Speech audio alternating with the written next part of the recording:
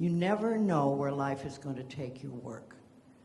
And I think that it's important that you don't go into it to say, how much money can I make? Oh, I'm going to be rich. I've got to do this. Because books don't make you that rich.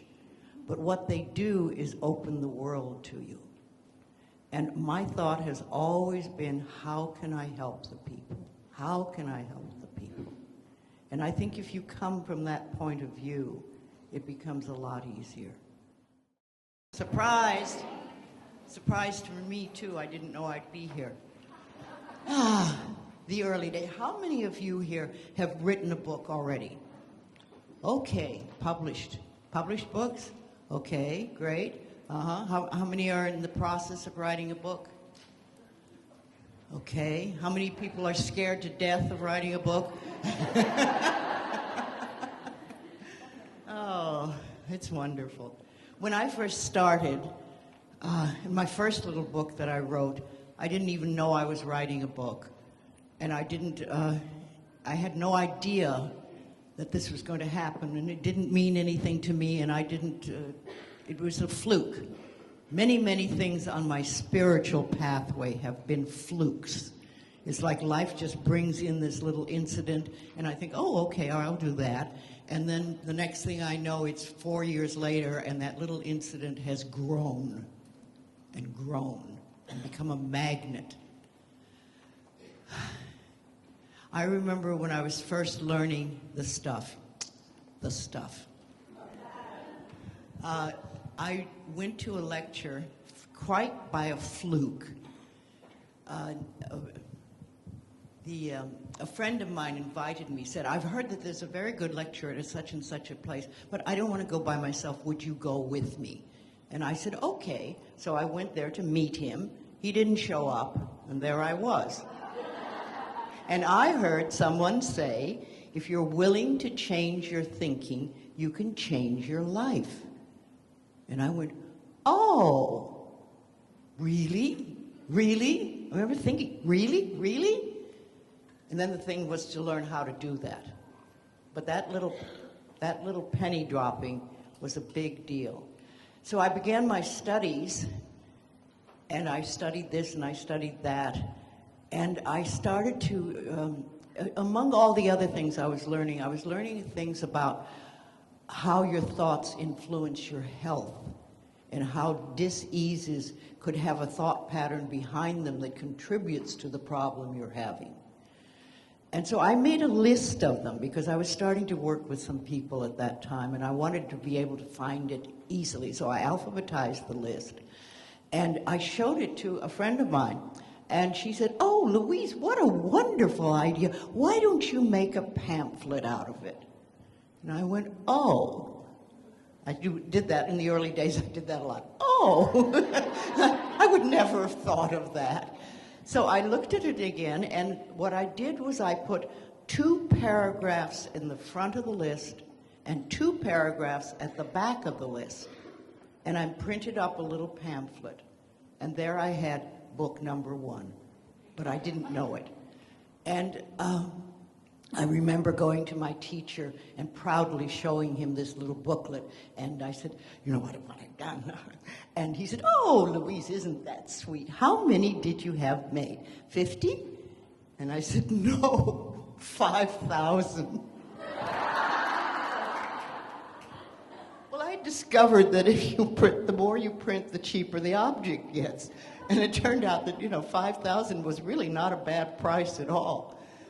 So then he looked at me and he said, oh, you're crazy. You'll never sell this thing. But 2 years later, I had sold the last of the 5,000. And life just took care of it. From the moment I've set my foot on the spiritual pathway, life has taken care of me and said, you will do this, you will do this, you will do this, step by step. And I never thought about, oh, I'm going to make money, or how can I get rich on this, or anything. My thoughts have always been, how can I help the people? So I took my little book, and I found a list of almost every metaphysical church in the country, and I sent a free copy with an order form. And it was amazed how many churches actually ordered, a dozen or so. which was very nice. And then I noticed also in where I was in the church bookstore that if a person picked up the book, they would buy it. But a lot of people didn't pick up the book because they didn't understand the title. So when I sold the 5,000, I immediately retitled it and added more things to it. And that little book has grown forever. And then the second book that I wrote, that was several years later, I was doing workshops at the time, and I had about 350 people on weekend workshops, and I did it all myself. I didn't know at the time I could have help. But we were getting rather good results. People were understanding the principles I was teaching, and if they would practice them, they would have good things, positive changes in their lives. So I thought to myself, if I could put this on paper, I could help more people. I know I could. So I took 6 months, I did a gamble, and I took 6 months off to make this workshop into a book. And I hadn't a clue what I was doing, not a clue. But I did know one thing, that I would not take it to a publisher, or the big boys, as I called them, because I figured they wouldn't let me say what I wanted to say. And I wanted to say this exactly as I wanted to say it. So I wrote the book. It took me 6 months. I printed it once again. And I was so disappointed when it arrived. I wanted this heart on the picture, and a rainbow heart. But the person who printed the book put the colors in the wrong order. And instead of having the red on the outside, it was dark purple. And it was like, to me, oh my God, it looked black. And I thought, oh no. And I couldn't redo it. It was already been printed and I'd paid for it. So I just, I used it. I had to make do with what I had, but it wasn't what I really wanted. And I was teaching workshops, and I remember that I used to put change and dollar bills in a bowl and have the books there, and people could just make change and buy the books. And in all the time that I did that, I only had one book taken from me. Only one. Everybody else made change, and if they didn't have enough, they'd leave a little extra. When life calls us, that's when we have to answer. People say, how did you do everything that you did? Well, I answered the telephone and opened the mail and did what was in front of me.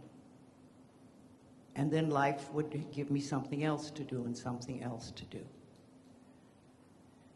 And it's interesting because it's now been, I think, 25 years since I wrote the second book, You Can Heal Your Life.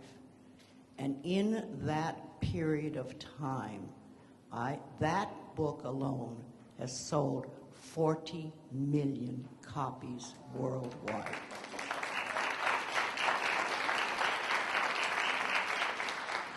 And I've always felt that I didn't do anything to promote it at all. It's just life took over, and life said, this book is going to go to this country, and this book is going to go to this country, and go to this country.